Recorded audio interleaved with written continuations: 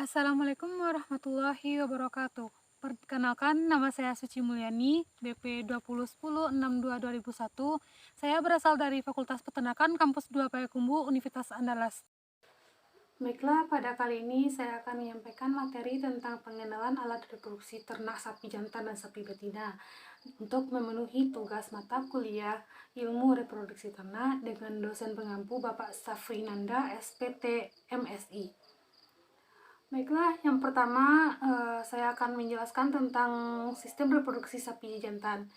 Susunan anatomi alat kelamin jantan pada umumnya dibagi menjadi tiga. Yang pertama, alat reproduksi primer yang sering disebut juga dengan testis. Yang kedua, alat reproduksi sapi jantan. Dan yang ketiga, alat kelamin jantan bagian luar yang sering disebut juga dengan penis. Nah, penjelasannya kali ini yang pertama testis. Testis ini merupakan kelenjar tubular berbentuk bulat lonjong. Testis terbungkus dalam skrotum, di mana skrotum berisi dua lobi testis, yang masing-masing lobi mengandung satu testis. Fungsi testis pada umumnya yaitu menghasilkan spermatozoa dan menghasilkan hormon jantan atau disebut juga dengan androgen. Baik, yang kedua yaitu epididymis. Epididymis ini dapat juga dibagi menjadi tiga. Baik, yang pertama yaitu cutput epididymis. Cutput epididymis ini adalah muara dari sejumlah ductus deferens yang terletak pada bagian ujung dari testis. Yang kedua yaitu corpus epididymis. Corpus epididymis ini adalah saluran kelanjutan dari cutput yang berada di ujung testis. Nah, yang ketiga yaitu cauda epididymis. Cauda epididymis ini adalah keberlanjutan dari korpus yang terletak pada bagian ujung bawah testis. Fungsi dari epididymis sendiri yaitu sebagai transportasi, konsentrasi, pendewasaan, dan penyimpanan spermatozoa.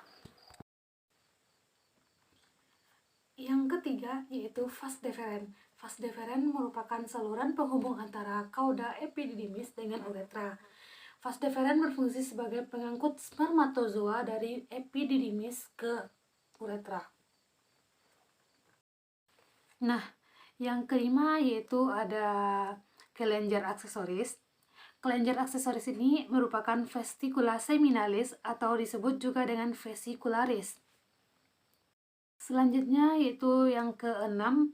Yang keenam ini ada penis. Penis merupakan tugas ganda, yaitu mengeluarkan urin dan peletakan semen dalam saluran reproduksi jantan. Penis terdiri atas bagian akar dan juga bagian ujung yang berakhir pada glans penis. Nah, itulah materi dari saluran reproduksi sapi jantan. Selanjutnya, saya akan menjelaskan tentang sistem saluran reproduksi betina, yaitu yang terkhususnya pada sapi betina. Sistem reproduksi pada sapi betina pada umumnya terdiri dari alat kelamin utama yang disebut juga dengan vagina atau juga disebut dengan gonad. Yang kedua yaitu saluran reproduksi, yakni yang terdiri dari tuba Pavlovi, serviks, dan juga vagina. Yang ketiga yaitu alat kelamin bagian luar yang terdiri dari vulva dan klitoris. Baik, untuk penjelasannya kita mulai dari ovarium. Ovarium terdiri dari medula dan korteks. Medula yang terdiri dari ikatan fibroelastis yang tidak teratur dan sistem saraf serta pembuluh darah yang memasuki ovarium.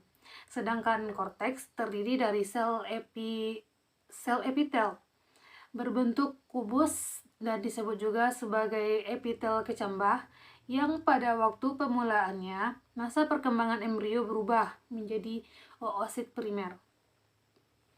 Nah, fungsi dari ovarium ini adalah sebagai fungsi produktif dalam hal menghasilkan sel telur. Yang kedua, fungsi endokrinologis dalam menghasilkan hormon estrogen, progesteron, dan relaksin. Nah, selain ovarium nih, yang keduanya itu ada tuba fallopi atau disebut juga dengan oviduct. Tuba fallopi merupakan saluran reproduksi betina yang sangat kecil, berliku-liku dan kenyal, serta terdapat sepasang. Selanjutnya itu uterus. Uterus merupakan saluran reproduksi betina yang berlaku untuk penerimaan sel telur yang telah dibuahi. Yang keempat yaitu ada serviks. Merupakan otot splinter yang terletak di antara uterus dan vagina. Fungsi utamanya yaitu menutup lumen uterus. Lumen serviks selalu tertutup kecuali pada saat birahi dan melahirkan.